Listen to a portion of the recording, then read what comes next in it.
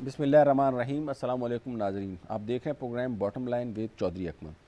नाज़रीन, इस हफ़्ते की जो ख़ास अगर हम ख़बरें देखें या ख़ास जो न्यूज़ जो हिस्सा रही हैं मुख्तलिफ़ ज़ुबानों के ऊपर, उनमें एक तो सबसे पहले ईवीएम के हवाले से जो है वो हुकूमत ने कानून साज़ी कर ली है और ईवीएम जो है वो इम्प्लीमेंट हो जाएगी। और उसके ऊपर अभी तक जो है वो एज़ सच कोई सुप्रीम कोर्ट की तरफ जाने का फ़ैसला या कोई इस किस्म का बयान अभी तक सामने नहीं आया। साथ ही साथ हुकूमत की इंतखाबी इस्लाहात के हवाले से आबादी 2017 की जो सेंसस थी उसको एक्सेप्ट करने का जो है वो भी जो है वो सिलसिला वो भी हुआ है, और पार्लियामेंट के इस जॉइंट सेशन में तकरीबन तमाम तर कानून साजी जो है वो कर ली गई है। अच्छा, मैं थोड़ा सा बाकायदा प्रोग्राम का आगाज़ करने से पहले अपना थोड़ा सा इकनॉमिक तज्ज़िया और अपना एक दूंगा जो इकोनॉमी के हवाले से होगा। स्टेट बैंक ने, आपने देखा है कि शरह सूद जो है वो एक मरतबा फिर बढ़ा दी है। इससे पहले कि मैं पाकिस्तान की शरह सूद के हवाले से बात करूं, मैं आपको बताता चलूं कि इंडिया में जो है वो इस वक्त शरह सूद 4% है, चाइना में 3.85% है, बांग्लादेश में ये कोई 5 से 6% के करीब है, सऊदी अरेबिया में 1% है, यूएई में 1.25% है और श्रीलंका में 4.5% है।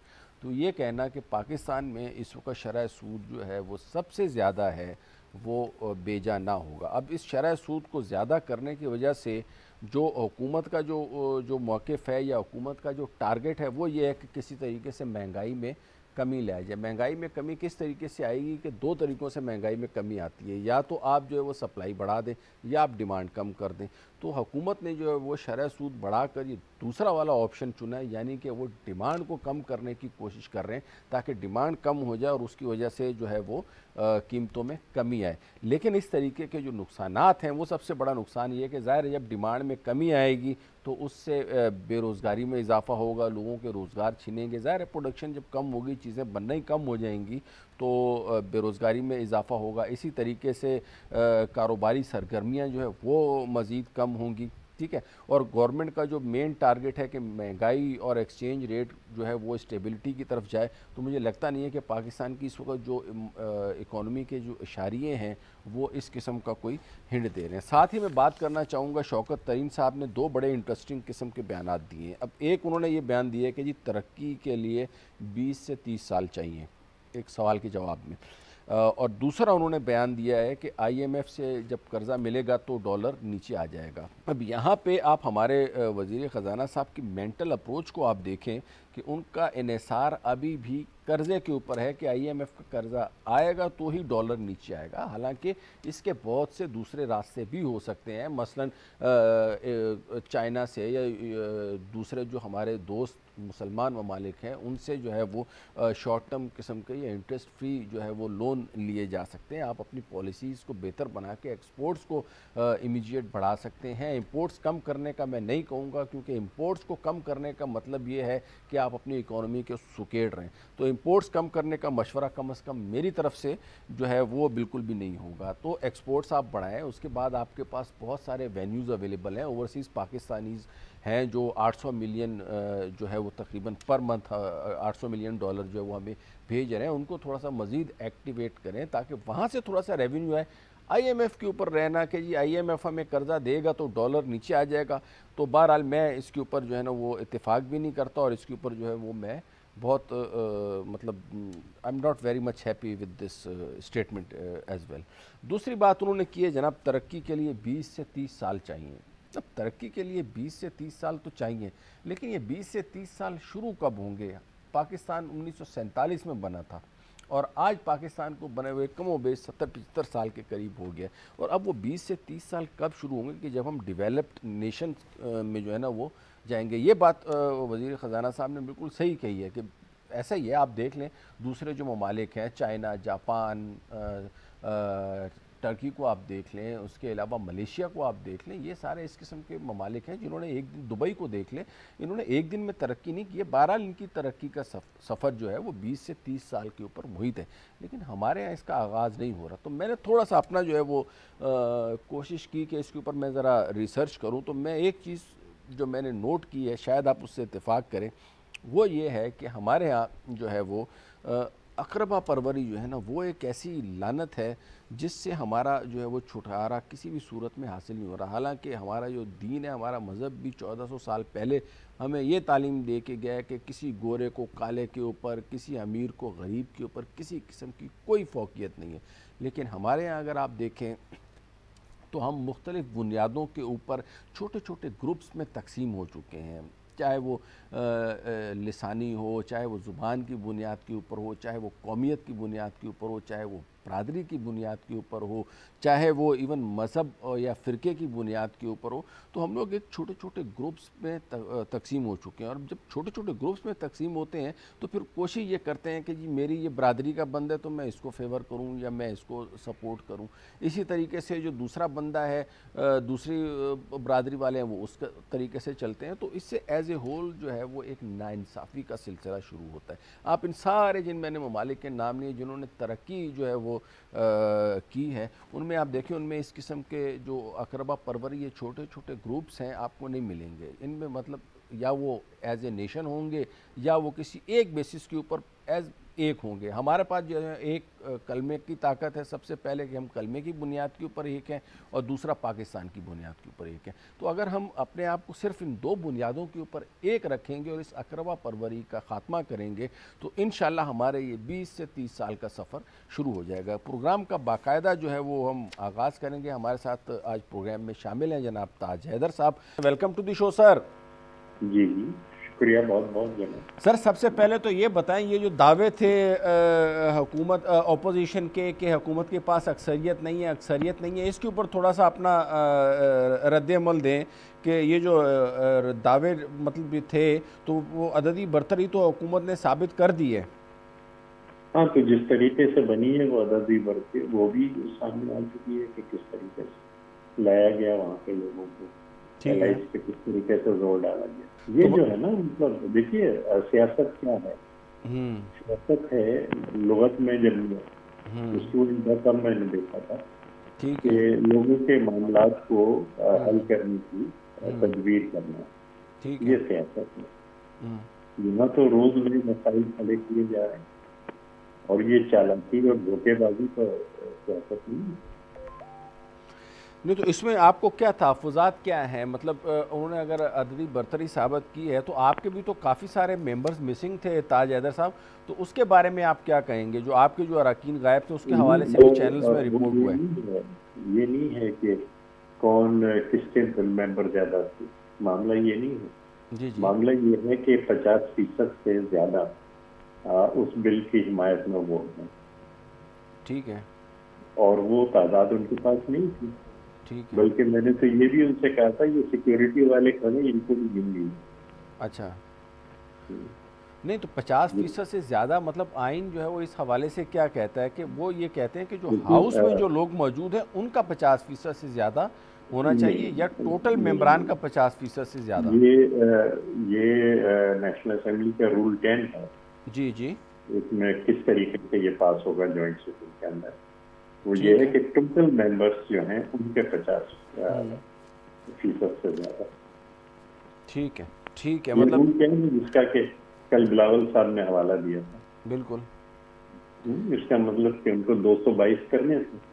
ٹھیک ہے, یعنی آپ یہ کہہ رہے ہیں کہ 222 ارکان ہونے چاہیے تھے. 222 ان کے ہونے چاہیے اور ان کو بھی شامل کر کے. بہرحال یہ ایک ٹیکنیکلٹی ہے.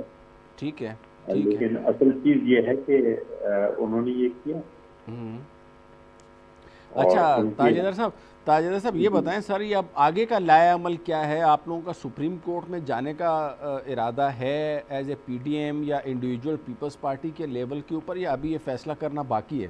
دیکھیے سپریم کورٹ میں تو کوئی بھی جا سکتا ہے, یہ تو ایسی بات نہیں ہے. نہیں ابھی جو قانون سازی ہوئی ہے پیپلز پارٹی کا آپ ریپرزینٹ کر رہے ہیں, تو پیپلز پارٹی کا کیا موقف ہے سر؟ دیکھیے کل جو ہوا تھا ہمارا, جی جو ہماری اپنی میٹنگ ہوئی تھی جس میں تمام نے تقریر کی, اس میں یہ بات کہی گئی تھی کہ ہم جائیں گے کورٹ کے اندر, مطلب اس سیشن سے پہلے. اور چیئرمین بلاول نے جو وہاں تقریر کی اس کے اندر بھی میں نے کہا کہ ہم جائیں گے کورٹ. ہم ہر آپشن ٹرائی کریں گے, کورٹ سپریم کورٹ سے لے کے گلی محلے تک ہم ہر آپشن ٹرائی کریں گے. اچھا دوسرا اس میں آبادی کے حوالے سے بھی 2017 کی جو آبادی ہے، جو سینسس تھی، کاؤنٹنگ جو کی تھی، اس کو بھی ایکسیپٹ کر لیا گیا ہے، تو اس کے اوپر آپ کی ریزرویشنز ہیں؟ یا اس کے اوپر بھی اسد عمر صاحب نے فرمایا تھا کہ جو ہے وہ مطلب اگر ہم پرانی والی کریں گے، اگر 2017 والی ہم ایکسیپٹ نہیں کرتے تو اس کا مطلب ہے 1998 والی ہوگی، تو وہ اور زیادہ نقصان دہ ہے. اس کے اوپر آپ کے کیا ریمارکس ہیں سر؟ نہیں لیکن وہ تو کل انہوں نے کہا ہے اور جی شور شرابے کے دوران کہ جی نئی آدم شماری کرائیں گے. جی نہیں نئی تو کرائیں گے، لیکن یہ 2017 کے اوپر تو اکراس دا بورڈ میرے خیال میں سندھ کو بھی تحفظات تھے، ایون کراچی میں بھی مختلف پارٹیز کو تحفظات تھے. میں نے تو کتاب لکھی کہ جو کل ڈسٹریبیوٹ کی گئی جی جی سندھ کا مقدمہ. اچھا اچھا اچھا سر، یہ الیکشن کمیشن کو جو ہے وہ اس کے اوپر اب مطلب سمجھے جو کل قانون سازی ہو گئی ہے، اور اگر اس کے خلاف کوئی سپریم کورٹ میں کسی قسم کا اسٹے نہیں لیا جاتا تو اس کا مطلب یہ ہے کہ وہ جو قانون ہے الیکٹرانک ووٹنگ مشین کے حوالے سے، وہ مطلب الیکشن کمیشن جو ہے وہ اس کے اوپر عمل درآمد کرنے کا باؤنڈ ہے.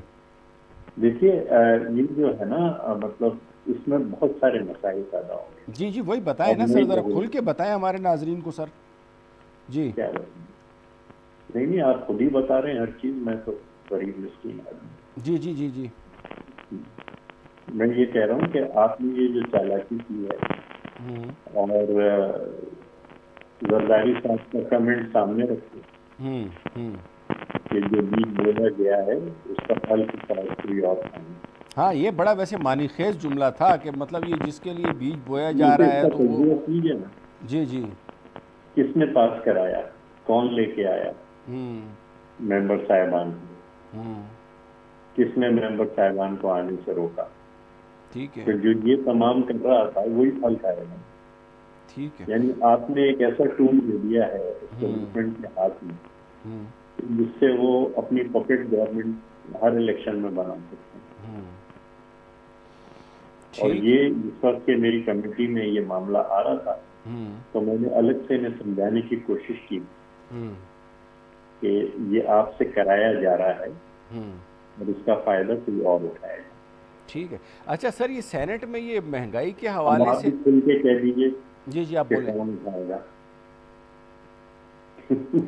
اب تو یہ جملہ ایکسپلین ہو گیا نا. بالکل بالکل یہ فائدہ اور آپ کہہ دیجیے. میں تو کھل کے کہہ رہا ہوں کہ پاکستان کا اسٹیبلشمنٹ اس کا فائدہ اٹھائے گا اور ہر دفعہ وہ ایک پاپٹ گورنمنٹ لانے میں اور امریکن امپیریلزم اس کا فائدہ اٹھائے گی. نہیں دیکھیں میں تو ایک اپنی رائے رکھتا ہوں. میں تو آپ سے پوچھ رہا ہوں کہ آپ جو ہیں وہ اس حوالے سے کیا کہہ رہے ہیں. آپ کا جو کہنا ہے بہرحال آپ کی ایک رائے ہے اور میں اس کا احترام کرتا ہوں، ہر ایک کو کرنا چاہیے. سر میں تو اس وقت ہوسٹ کر رہا ہوں نا، میں اپنی رائے دے نہیں سکتا کیونکہ میں اگر کوئی رائے دوں گا تو پھر وہ تھوڑی سی بائسنس ہو جائے گی. یہ کنونس کرتی ہے کہ نہیں؟ جی بہت کچھ ہو جائے گا. جی جی آپ کی چینل بھی بند ہو سکتی ہے.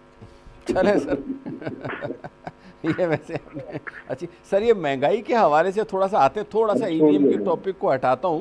یہ سینٹ میں جو ہے نا وہ آئی ایم، میں ایک بات بتاؤں آپ کو، نیشنل اسمبلی نے کیا قانون پاس کیا جی جو کہ اب سینٹ میں آیا ہے گمشدہ افراد کے بارے میں.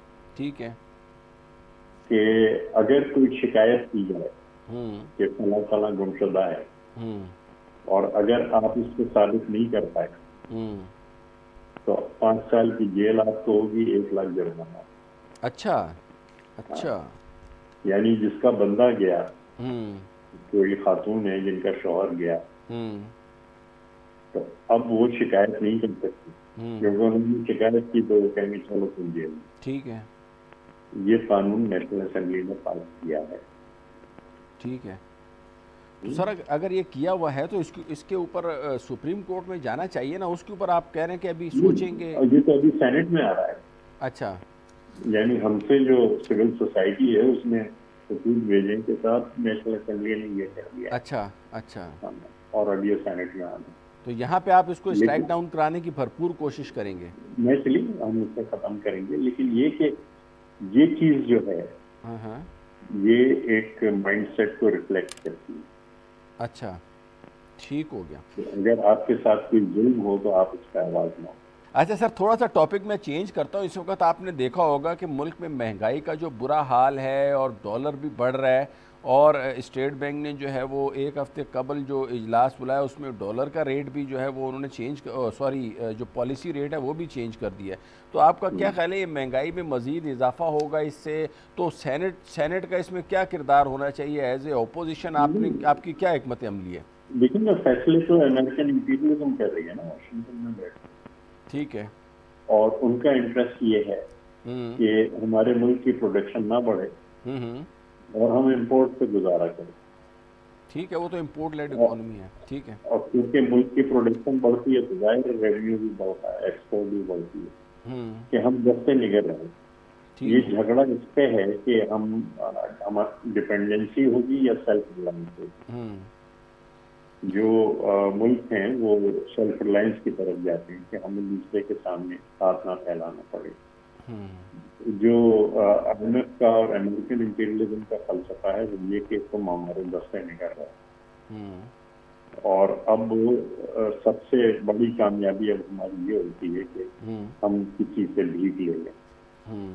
یہ ہماری کامیابی ہے کہ یہ ہمیں پیسے وہاں سے مل گئے، ہمارے پیسے. تو اب یہ ایک فلسفہ ہے، معاشی فلسفہ، جو کہ ویسٹرن امپیریلزم کا ہے کہ ملکوں کو ترقی نہ کرنی. ٹھیک ہے. دوسرا فیصلہ یہ ہے جو لیاقت علی خان نے پاکستان بنتے کے وقت لیا تھا، پاکستان انڈسٹریل ڈیولپمنٹ کارپوریشن بنا کے پبلک سیکٹر کے اندر سینکڑوں انڈسٹریز انہوں نے لگا. مطلب کراچی شپ یارڈ میں سے جو ہیں وہ اس کے اندر منصوبہ بنے، کرنا پلی پیپر مل، یہ سارے پی آئی ڈی سی میں. اب انہوں نے کہا نہیں جی آپ یہ تو پرائیویٹ سیکٹر انجن گروتھ ہوگا انہوں نے، اور کارخانے ہمارے بند کرنے شروع کیے پروڈکشن. اب انہوں نے کہا جی آپ کھیت میں بھی کیوں سامان اگا رہے ہیں وہ بھی بند کریں، اور ہم سے آپ گندم خریدیں، ہم سے آپ چینی خریدیں، ہم سے یہ کریں. یہ نیو کولونیلزم جو ہے، یہ ویسٹرن امپیریلزم جو کہہ رہی ہے، تو سب سے بنیادی تضاد جس کی وجہ سے اور تضاد پیدا ہو رہے ہیں وہ بنیادی تضاد امریکن امپیریلزم اور پاکستان کے عوام کے درمیان. اور اس کو جب تک حل نہیں کیا جائے گا، آپ اپنا رخ، اب ایران سے $9 کی ہمیں گیس مل رہی ہے، ٹھیک ہے، لیکن ہم پائپ لائن نہیں بنا سکتے. ٹھیک ہے. ہم $30 کی خریدیں گے. ہمیں جو وہاں کا کوئلہ ہے گھر کا وہ $27 کا پر ٹن پڑ گیا. ہم $265 پر ٹن کا امپورٹ کر رہے ہیں. ہم وہ 100 میل کی ریلوے لائن، 100 کلومیٹر کی ریلوے لائن نہیں بنا سکتے جس سے تھر کا کوئلہ جو ہے وہ ہمارے پاور ہاؤس میں. بہت بہت شکریہ سر آپ کا. بہت شکریہ، لیکن جو بیج بویا گیا ہے اس کے پھل دوسرے. نہیں وہ تو سر ہے بالکل. اب وہ تو پہلے بھی کہا تھا نا، زرداری صاحب تو بولتے رہتے ہیں نا ایسے، جیسے انہوں نے تو پہلے یہ بھی کہا تھا کہ جو ہے وہ یہ حکومت جو ہے نا اس کو کوئی اور نہیں بھیجے گا، یہ خود ہی جائے گی، یعنی اپنی غلطیوں سے ہی جائے گی. تو وہ اس قسم کی بھی بات کر رہے ہیں نا. Thank you sir, thank you very much. تو ساتھ ہی ایک بریک لیتے ہیں، بریک کے بعد دوبارہ سے حاضر ہوں گے.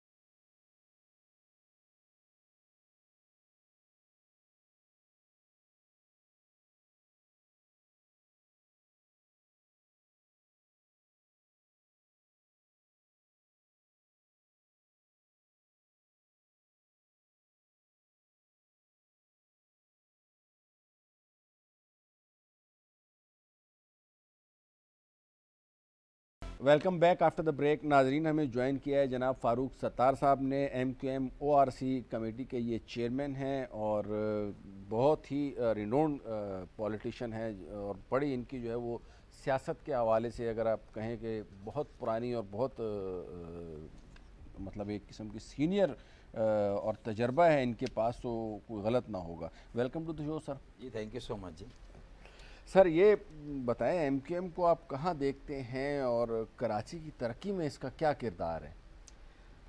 میں یہ سمجھتا ہوں کہ اس وقت ملک کے حالات جس نہج پر ہیں اور اس میں کراچی کی جو ابتر صورتحال ہے کہ اگر پورے ملک میں یہ کہیں کہ بے روزگاری اور مہنگائی کو خاص طور پہ لے کر لوگوں میں جس طرح کی بے چینی، بے یقینی اور مایوسی ہے، تو کراچی میں یتیمی کی کیفیت بھی ہے مایوسی کے علاوہ، ایک شدید احساس محرومی ہے جو احساس بیگانگی میں بدل رہا ہے، جو کہ بہت ایک خوفناک صورتحال ہے۔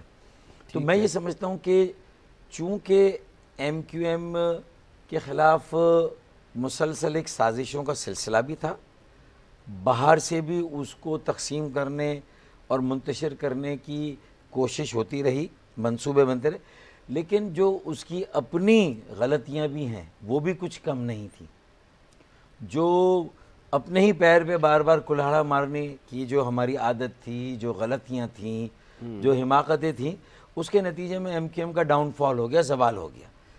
اچھا اب وہ ٹھیک ہے 4 سیٹیں نہیں 8 ملنی چاہیے تھی، تو کچھ تو اس کا ووٹ بینک ٹوٹ کے پی ٹی آئی کی طرف چلا گیا، ٹھیک ہے، اور کچھ زبردستی پی ٹی آئی کو دیا بھی گیا، تو خیر، لیکن اب نہ پی ٹی آئی گراؤنڈ پہ اس کی جگہ لے سکیے، نہ ایم کیو ایم دوبارہ لوگوں کے دلوں میں گھر کر سکیے جو ایم کیو ایم پاکستان ہے۔ تو میں نے اسی لیے اسی ایم کیو ایم کے قبلے کو درست کرنے، اسے بہتر کرنے، سدھارنے، ایک ٹرانسفارمڈ، ایک جدید ری برانڈڈ ایم کیو ایم بنانے کا بیڑا اٹھایا، اور ایک نظریاتی عوامی ایم کیو ایم جو عوام کے بنیادی مسائل حل کرے، اور ایسے چہروں کو ہم سامنے لائیں سینئر قیادت میں سے جو قابل قبول ہو، ایکسیپٹیبل اور قابل اعتبار ہو، یعنی کہ کریڈیبل ہوں۔ اگر ایسے چند لوگ جمع ہو جاتے ہیں اور ایم کیو ایم کے اندر جمع ہوتے ہیں، مثلا خالد مقبول کو میں بار بار کہتا ہوں، لیکن وہ شاید میری بات کی اہمیت کو نہیں سمجھ رہے کہ ان کے جو یہ 4 سالہ بلدیاتی دور نے جو ان کا اور بیڑا غرق کیا، جو اور الزامات کرپشن کے لگے، بگاڑ، خرابیاں، اور کوئی پرفارمنس نہیں، اور آخر میں پھر اختیار اور وسائل نہ ہونے کا رونا، تو لوگ شاید اس بات کو تسلیم نہیں کریں۔ آپ کو 3 سال بعد ہی اصولاً بلدیاتی اداروں کو چھوڑ کر عوام میں جانا چاہیے تھا، تحریک چلانی چاہیے تھی، دھرنا دینا چاہیے تھا وزیر اعلیٰ ہاؤس کے باہر، اور کہنا چاہیے تھا ہمیں اختیارات اور وسائل دے۔ فاروق بھائی بھی آپ کے ساتھ آتے اور شاید سابق میئر مصطفیٰ کمال بھی آپ کے ساتھ آتا، یہ تو ایک بات ہے۔ تو میں یہ دیکھ رہا ہوں کہ خلا ہے ایک کراچی میں، جو آپ کا سوال ہے، اس خلا کو پر کرنا ہوگا اور نیچرلی پر کرنا ہوگا۔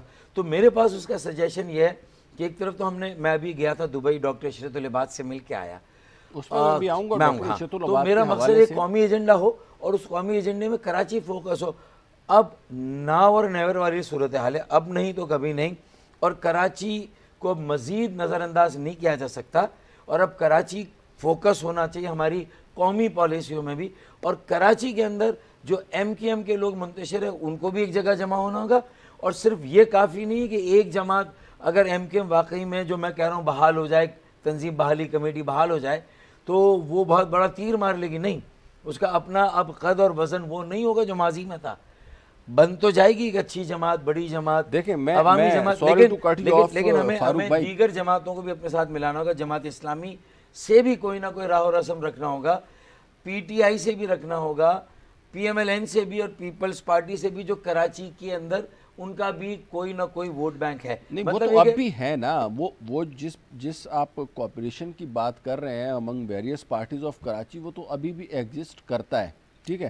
اچھا آپ نے بات یہ کی ہے کہ سینئر قیادت میں سے لوگوں کو سامنے لایا جائے، میں تھوڑا سا اس سے اگر اتفاق نہ کروں اور میں یہ کہوں کہ بجائے اس کے کہ آپ سینئر قیادت کی طرف دیکھیں جو کہ برسوں کے آزمائے ہوئے ہیں، ٹھیک ہے نا، آپ سینئر قیادت وہی ہیں، تو اس کے علاوہ اگر آپ یہ ینگ بلڈ کے اوپر یا کراچی کے نوجوانوں کے اوپر کام کریں تو اس سے زیادہ فائدہ نہیں ہوگا۔ آپ کو کیا خیال ہے کہ اورنگی میں اس قسم کے نوجوان نہیں ہیں؟ کیا لالو کھیت میں اس قسم کے نوجوان نہیں ہیں؟ کیا کورنگی میں اس قسم کے نوجوان نہیں ہیں؟ کیا ملیر میں اس قسم کے نوجوان نہیں ہیں؟ کیا لیاری میں اس قسم کے نوجوان نہیں ہیں؟ اکمل بھائی میرا آپ سے بڑا شکوہ ہے، آپ نے اس کا مطلب 3 سالوں میں جو بظاہر تو ایسا لگا کہ میں ایم کیو ایم سے الگ ہو گیا، لیکن میں عوام میں گیا، میں نے دوبارہ برادریوں کے ساتھ، مذاہب کے ساتھ، مسالک کے ساتھ، درسگاہوں، تعلیمی اداروں کے ساتھ اور نوجوانوں کے ساتھ، ان کی تمام تنظیموں کے ساتھ اتنے بڑے پیمانے پر اپنے آپ کو جوڑا ہے۔ کہنا یہی کہ سینئر قیادت میں سے چند لوگ ہوں گے جو معتبر ہوں، جو قابل اعتبار اور قابل قبول ہو، وہ پھر ایک سکسیشن پلان دیں اور وہ انٹرا پارٹی الیکشن کرا کے 65% تنظیم کے ڈھانچوں بشمول مرکزی کمیٹی، رابطہ کمیٹی میں 65% نئی ٹیم، نئے چہرے، نئے لوگ، نوجوان قیادت کو جو 35 سال سے کم عمر کے ان کو لائیں. یہی میرا نیریٹو ہے جو آپ نے سوال پوچھا.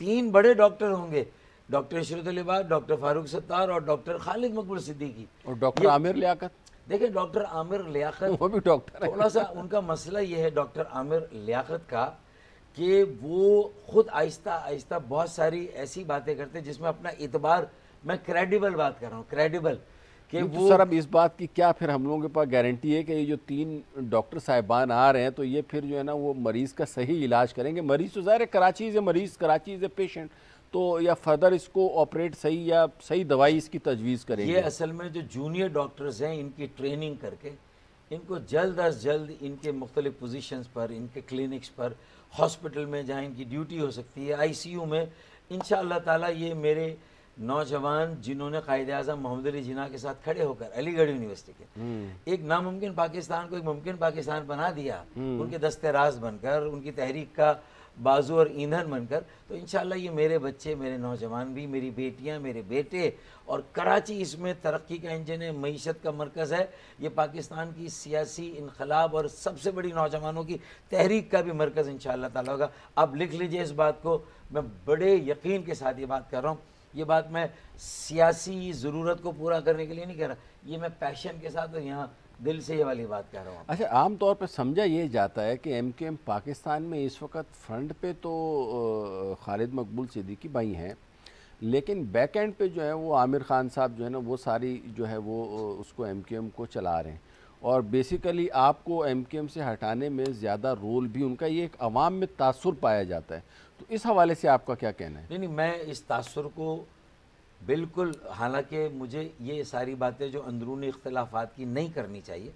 دیکھیں پہلے میرے ساتھ اختلاف ہوا ان کا، اور انہوں نے بہت خوبصورتی سے میرے سارے اعتماد اور بھروسے کو توڑ کے مجھے پہلے پارٹی کی سربراہی سے الگ کیا، اور پھر میری بنیادی ممبرشپ بھی لے لی. جو آج تک اتنے سینئر، اتنے سنسیئر مخلص، اتنے بے لوث خدمت کا اور ایمانداری دیانتداری سے 35 سال میں نے کام کیا، اور میں جس گھر میں رہتا تھا اسی میں رہتا ہوں. بالکل ایسے ہی میرا کوئی کاروبار، میری کوئی صنعتیں، ملیں، فیکٹریاں، کوئی پلاٹ، پلازے، دنیا میں کہیں میری کوئی پراپرٹی، کوئی میرا کاروبار یا کوئی میری انویسٹمنٹ یا میرے بینک اکاؤنٹ یہاں، جو چور کی سزا اگر مجھے بتا دیں، جس طرح سینہ ٹھوک کر میں یہ دعویٰ کرتا ہوں، کوئی اور دعویٰ بھی نہیں کرتا. سر تو پھر آپ کا گھر کیسے چلتا ہے؟ مطلب اکنومیکلی ظاہر ہے انسان کی ضروریات ہیں، کھانا پینا، تو اس کا پھر کیا سورس آف انکم کیا ہے آپ کا؟ دیکھیں اللہ تعالیٰ کی ذات پر اگر آپ کا بھروسہ ہے، آپ لوگوں کی ضرورتوں کو پورا کریں، اللہ آپ کی ضرورت کو پورا کرتا ہے.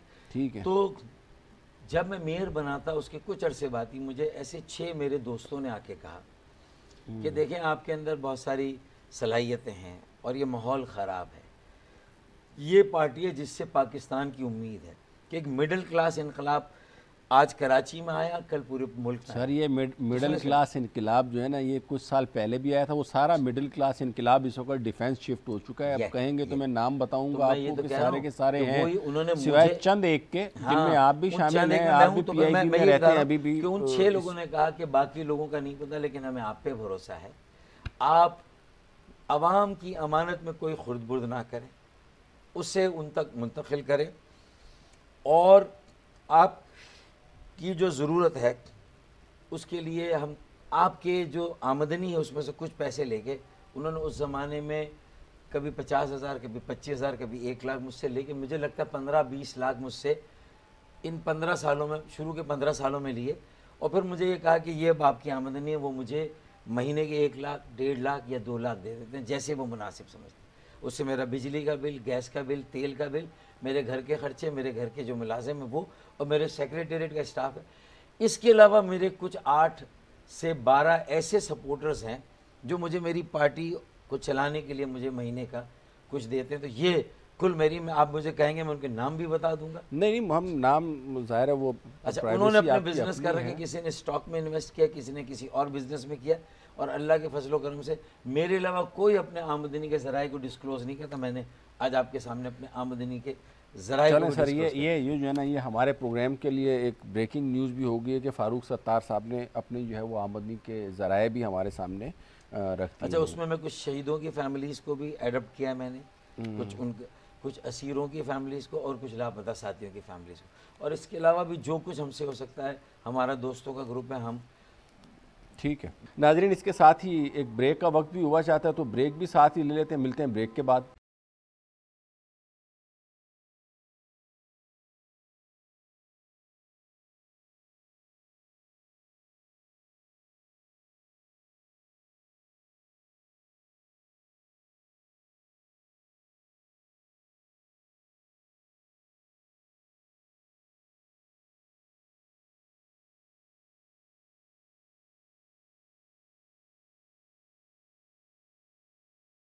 Welcome back after the break. میرے پاس جو خبریں پہنچ رہی ہیں، آپ یہ کہہ رہے ہیں نا کہ عشرت العباد صاحب جو ہے وہ آپ کے ساتھ مل کر، اور خالد مقبول صدیقی صاحب، اب خالد مقبول صدیقی ابھی ٹچ سے مس نہیں ہوئے، لیکن ان کی مرضی ہے، انہیں دیکھنا چاہیے کہ حالات کا جب نوشتہ دیوار کیا کہہ رہا ہے، اور اب وقت ضائع کیے بغیر اس متوسط طبقے کے سیاسی عمل اور تحریک کو بچانا چاہیے، نظریاتی، اور بگاڑ کو دور کرنا تو وہی جو مڈل کلاس اب اپر کلاس ہو گئی ہے، اور ایم کیو ایم کے بھی بہت سارے M N As M P As جو موجودہ، جن کی تعداد کم ہے، جو کبھی نارتھ کراچی میں رہتے تھے، کبھی ایف بی ایریا لیاقت آباد میں رہتے تھے، الحمدللہ وہ سب ڈیفینس کلیفٹن کے بنگلور کوٹھیوں میں شفٹ ہو گئے۔ میں مانتا ہوں اس بات کو، کئی تو بیرون ملک بھی جا چکے ہیں، بیرون ملک جا چکا۔ میرا جھگڑا اسی بات سے ہے کہ اسی نے ایم کیو ایم کے جو بانی تھے ان کی پارٹی کو خراب کیا۔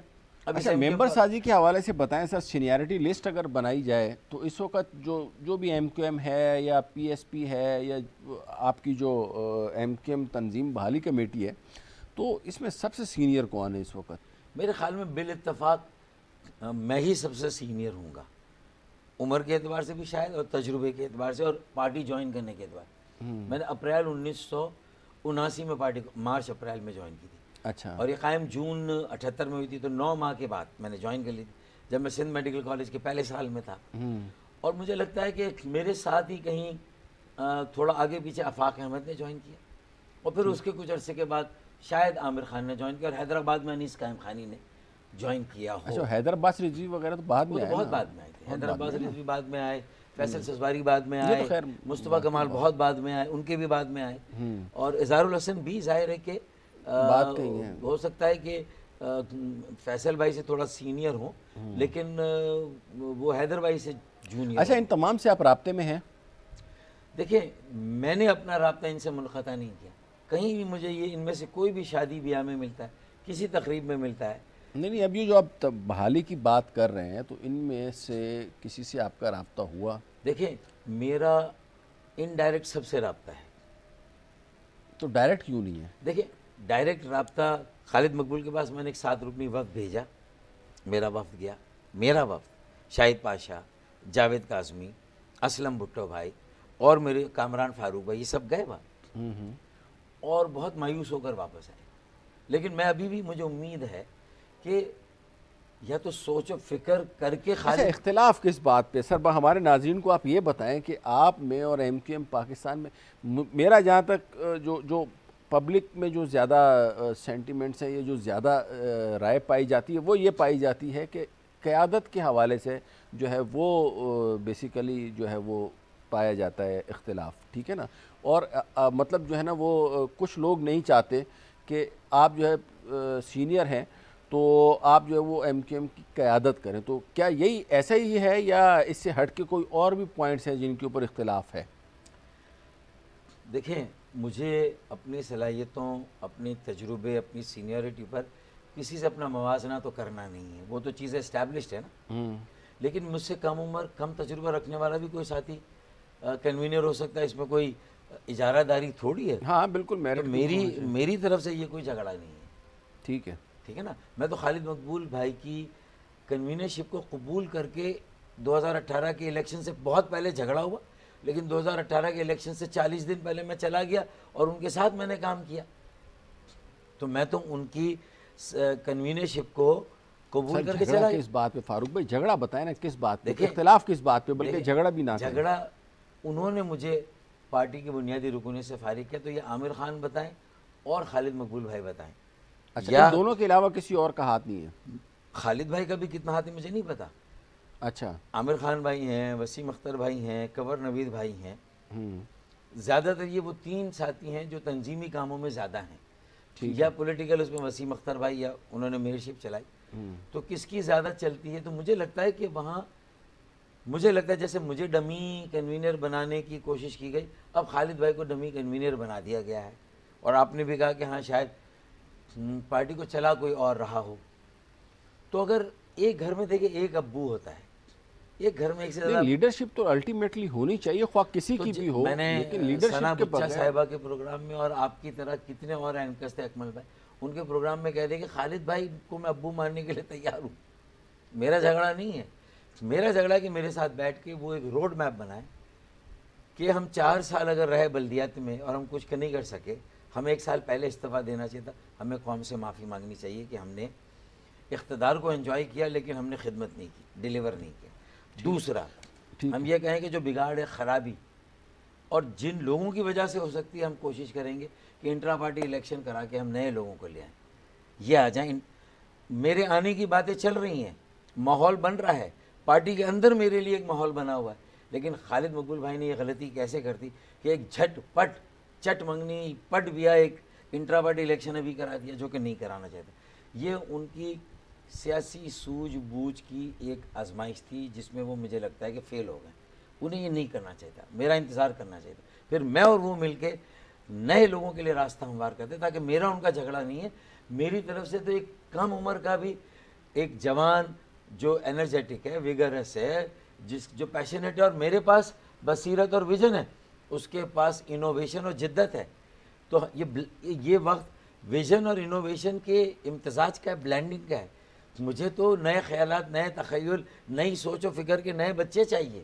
اور ان کے ہاتھوں میں اگر یہ پارٹی نہیں گئی, یہ شہر, یہ بلدیاتی ادارے, صوبے کی حکومت اور پاکستان ان کے ہاتھوں میں نہیں دیا, تو پھر میرے خیال میں آنے والی نسل ہمیں معاف نہیں کرے گی. میں تو اس پہ بالکل, جو آپ نے مجھے کہا, میں اس بات پہ 100% قائل. چلیں سر, تھوڑا سا ایم کیو ایم کی سیاست سے باہر نکلتے ہیں ہم اور قومی سیاست کے اوپر بھی آئیں کہ یہ جو آج کل مہنگائی کا طوفان آیا ہوا ہے اور جو انٹرسٹ ریٹ ہے وہ بھی بڑھے جا رہا ہے, غریب سے غریب تر ہوتا جا رہا ہے. اور کراچی کے وہ منصوبے آپ دیکھیں, گرین لائن میرے خیال میں مسلم نواز کے دور میں بننا شروع ہوئی تھی اور جہاں چھوڑ کے گئے تھے میرے خیال میں وہیں پہ ہے ابھی تک, اور اب تو بسیں بھی آ گئی ہیں. تو اس حوالے سے آپ کارکردگی سے جو پی ٹی آئی کی مطمئن ہیں؟ دیکھیں, پی ٹی آئی کی نا اہلی, نا تجربہ کاری, وہ تو بالکل خود ہی مطلب اپنی گواہی دے رہی ہے. اور ان کی نالائقی نے انہیں ایک ناکام حکومت کے طور پر ایکسپوز کر دیا ہے, بے نقاب کر دیا عوام میں. اچھا, اب مزید 2 سال اگر ان کو ملتے ہیں تو کیا گارنٹی یہ بگاڑ اور نہیں بڑھے گا؟ جو 3 سال میں کام نہیں ہوا وہ 2 سال میں ہوگا.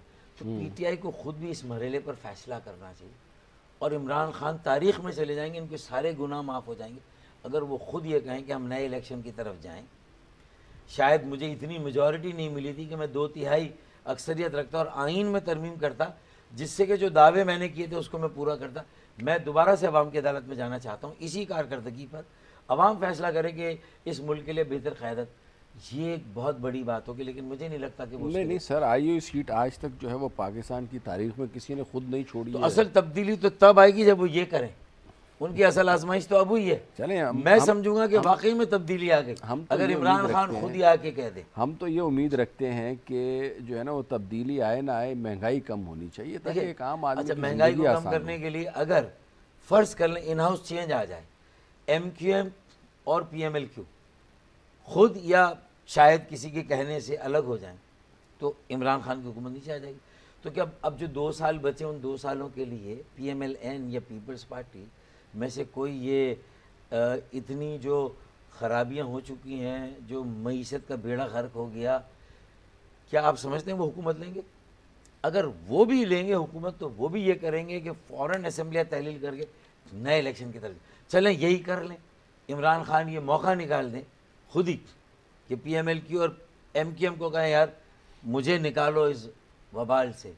عمران خان کے لیے ابھی اس وبال سے نکلنے کا موقع ہے. اگر مزید 2 سال انہوں نے اسی بگاڑ و خرابی میں اضافہ کرنا ہے، مہنگائی اور بے روزگاری، تو پھر گلی گلی خون ریزی ہوگی، مختلف بد امنی کے مختلف واقعات ہوں گے، لا قانونیت کا دورہ ہوگا، جنگل کا قانون ہوگا، کراچی کے پانی کی کمی کو لے کر فسادات ہوں گے، جو لسانی فسادات، اور اپنی سیاسی ساکھ کو بچانے کے لیے جو ایم کیو ایم نے بلدیاتی کارکردگی میں کچھ ڈیلیور نہیں کیا اور اوپر سے اب صوبے کا نعرہ لگا دیا، تو وہاں ہمارے جو سندھی قوم پرست بھی جو اپنے میرے سندھی بھائیوں بہنوں بیٹوں کو اشتعال دلا رہے ہیں، اور یہاں جو قوم پرست مہاجر بھی ہیں وہ بھی لڑنے کے لیے، اللہ نہ کرے کراچی کی سڑکوں پر یہ لوگ آپس میں ایک دوسرے کے دست و گریباں ہو گئے۔ انشاءاللہ ایسا وقت تو خیر کبھی بھی نہیں آئے گا۔ نہیں، یہ تلوار لٹک رہی ہے اکمل بھائی، اس کو روکنے کی ضرورت ہے، اس ہیٹ کو۔ اچھا، بلدیاتی انتخابات میں فرض کریں ایک تو آپ یہ ایزمپشن لے کے چل رہے ہیں، مہنگائی اور بے روزگاری کو کم کرنے کے لیے سب سے پہلے سیلز ٹیکس کی شرح کو کم کریں، تیل کی قیمتوں کو کم کریں، سود کی شرح کو کم کر رہے ہیں، لیکن انسینٹیو دے نہیں رہے سرمایہ کاری، سود کم کا کریں، بڑھا رہے ہیں۔ نہیں اب بڑھا رہے ہیں، لیکن شروع میں کم کیا نا، 6% تک لائے نا نیچے۔ نہیں، بزنس کمیونٹی تو کہہ رہی ہے اس کو نیچے لائیں تاکہ اکنامک ایکٹیویٹی ہو۔ بہرحال وہ ایک اکنامی کا کویشچن آ جائے گا، وہ تھوڑا سا ہٹ جائے گا۔ 6% تک لائے، لیکن اس کے ساتھ انسینٹیو نہیں دیے، چھوٹے قرضے نہیں دیے۔ جب آپ قرضے بڑے دیے ہیں سر، وہ اپنے وہ ہوتا ہے نا، جہاں اقربا پروری عام ہو جائے نا تو وہ قوم کبھی ترقی نہیں کرتی، ٹھیک ہے نا۔ سب سے پہلے جو جڑ ہے نا، بنیاد، میں نے اپنے انٹرو میں بھی بتایا ہے کہ جو جڑ ہے نا کسی بھی قوم کو ترقی سے روکنے کی، وہ ہے اقربا پروری۔ اقربا پروری اگر آ جاتی ہے، فیوریٹزم، نیپوٹزم، ہاں، پھر اس کے بعد انصاف بھی نہیں رہتا اس معاشرے میں میرٹ کا بھی قتل عام ہوتا ہے، ٹھیک ہے نا۔ تو یہ اقربا پروری ہر جگہ پائے، اب وہ مسلک کی بیسس کے اوپر بھی ہو سکتی ہے، قوم کی بیسس کے اوپر بھی ہو سکتی ہے، سیاسی بیسس کے اوپر بھی ہو سکتی ہے، اور جتنی بھی قوموں نے ترقی کی ہے، آپ چائنا سے لے کے جرمنی، فرانس، کینیڈا دیکھ لیں، وہاں پہ آپ کو کہیں پہ بھی اس قسم کے چھوٹے چھوٹے پریشر گروپس نہیں ملیں گے، ٹھیک ہے۔ بہت بہت شکریہ فاروق ستار صاحب آپ کا۔ اس کے ساتھ ہی آج کا پروگرام ختم ہوتا ہے، اجازت دیجیے، انشاءاللہ اگلے ہفتے دوبارہ آپ سے ملاقات کریں گے۔ اللہ حافظ۔